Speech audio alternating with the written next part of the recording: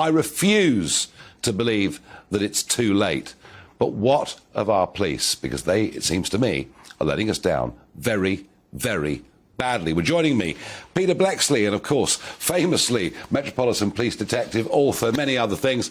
Peter, when you see mobs, ransacking Oxford Street, going into McDonald's and causing chaos, and that apart from the rise of knife crime, gun crime, genuine serious injury against the individual, can we save this? Can we turn this round? Well, there is no doubt that policing is in crisis, and it has been for some considerable time. There are other issues, particularly with these young people ransacking places. What kind of upbringing must they have had? But I'll stick to policing, if I may. About 25 years ago, some bright spark thought it would be a really good idea to send the up-and-coming cops to go and get degrees. So they went off to our great seats of learning. Many of them did. Oxford, Cambridge and many other red brick unis.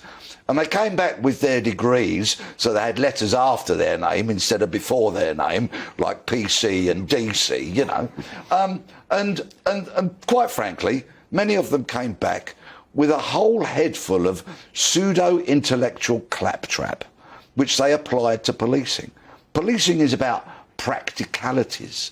You really don't need a degree to be a cop. You need to be practical, to be endowed with common sense so that you can find solutions to problems. You also need to be persuasive, so you can persuade victims to come forward, witnesses, persuade criminals to become informants, and persuade your colleagues you're doing the right thing. And sadly, a lot of this has been lost by the police trying to be everything to everyone. The painting rainbows on cars, the holding flags, the skateboarding with protesters, the dancing at pride events, and all of that. It has Peter no Bleksley, place. you're out of date. You're not in tune with modern times. I've read reports from left-wing think tanks that say bobbies on the beat make no difference to crime whatsoever. What say you? Well, that's utter nonsense, of course. But the trouble is, in modern-day thinking, you can't measure the effectiveness of that bobby on the beat.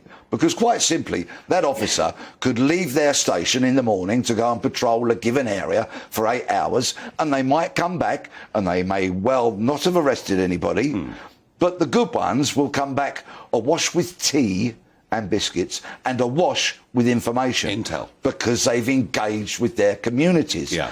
But you try telling some management kind of over-intellectualising senior officer that I've actually been effective today, and they'll say, I can't put that into a league table. I can't show how well our service is doing. So sadly, that's one of the reasons why neighbourhood and community policing has been eroded. And it's so strong, it's a principle of policing, it must come back. There were other factors, the terrorist attacks of some years ago and what have you, Sure. redeploying of resources.